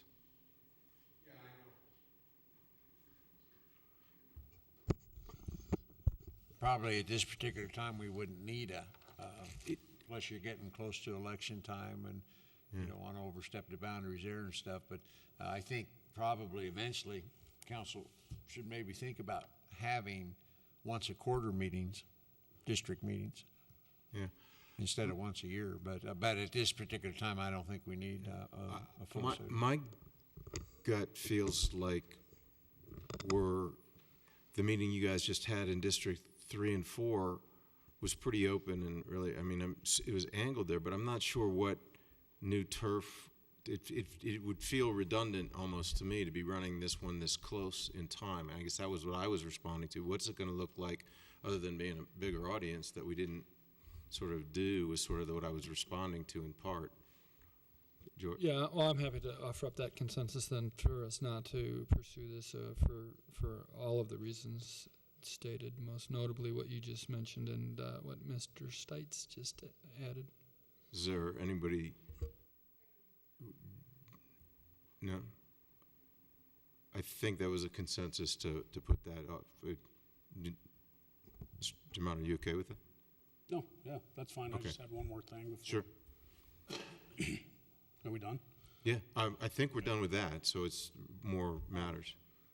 I just had a question as one of 2 council members who weren't invited to a secret meeting, a special meeting on a Sunday morning yesterday. I was wondering if any of the 6 council members who posted and attended a meeting at City Hall on a Sunday morning would like to comment on what reason you would have to not invite the entire council or anyone from the public to this meeting.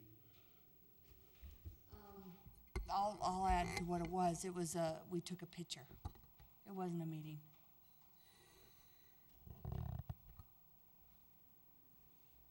You took a picture? Yeah. Okay. Of City Hall? No, we took a picture of the group of us.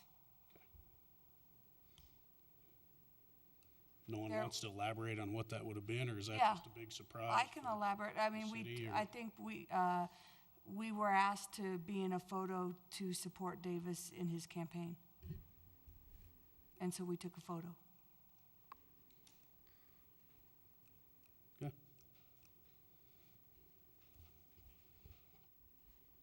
Any other matters? I guess we're adjourned.